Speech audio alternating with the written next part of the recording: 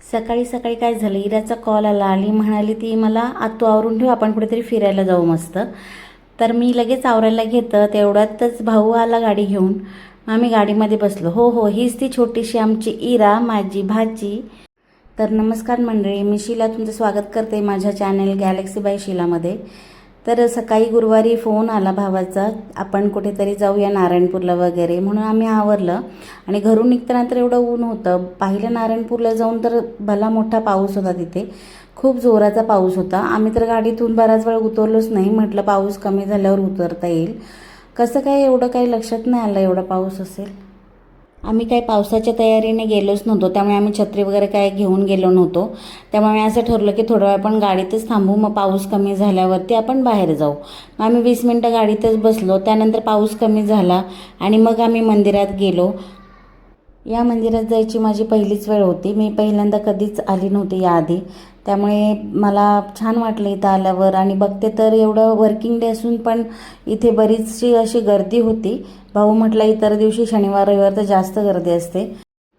छान दर्शन घेतलं, दर्शन खूप छान झालं. बसलो, मंदिर मी पाहत होते, निरीक्षण करत होते. ह्या भिंतींवरती छान असे त्यांनी फोटोज लावले होते आणि त्याच्यामध्ये कथा होत्या, मंदिराविषयी माहिती होती पूर्ण.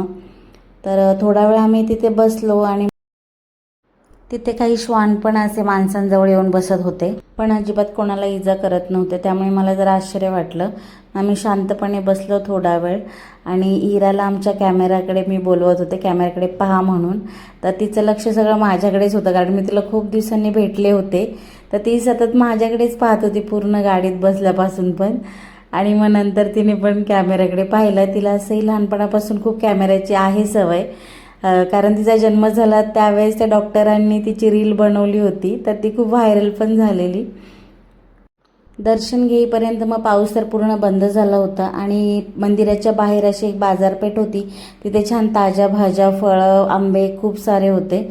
आणि मग आम्ही नंतर पुढे गेलो जरा आणि एका मोकळ्या ठिकाणी जेवायला बसलो. आम्ही घरूनच छान जेवण घेऊन गेलो होतो. मी चपाती भाजी घेऊन गेलेली, आमच्या वहिनीने भाकरी ठेचा घेऊन आलेली आणि बेसन पोळी वगैरे, असं छान मेनू होता बाहेर जाऊन खाण्यासारखा. आणि आमची इरा मस्त खेळत होती आणि एवढं छान वाटत होतं ना. वातावरण पण पावसामुळे इतकं सुंदर झालेलं, खूपच छान, म्हणजे गरमी नव्हती, छान थंड हवा सुटलेली. मग अशा पद्धतीने आम्ही जेवण केलं आणि मग पुढे थोडंसं बालाजीला पण जाऊ म्हटलं. मग आम्ही बालाजीला पण आलो.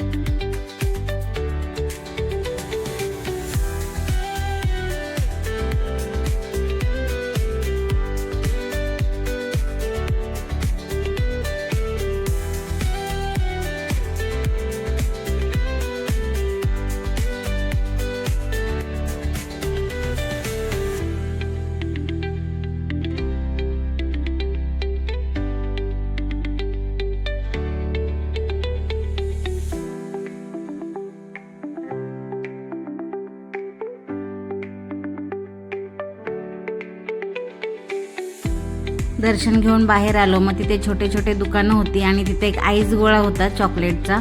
मी मुलांना म्हटलं खूप थंड वातावरण आहे, अजिबात खाऊ नका, आजारी पडाल. पण मुलांनी माझी समजूत काढली, म्हणजे आई खाऊ दे, आपण काय रोज येत नाही आणि इथला फेमस आहे, माझा भाऊ म्हटला, त्यामुळं घेतला होता. पण मी माझ्यासाठी घेतला नाही, कारण मला खूप थंडी लागत होती.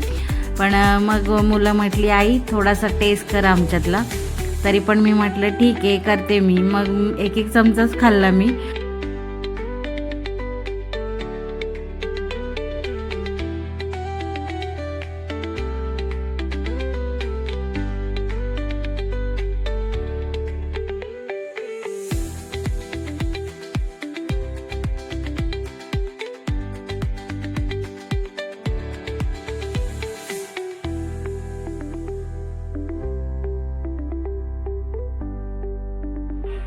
माझी संपूर्ण जीभच बधीर झाली, मला बोलता पण येत नव्हतं आणि असे खूप बोबडे बोबडे शब्द येत होते, त्यामुळे सगळे हसत होते माझ्यावरती.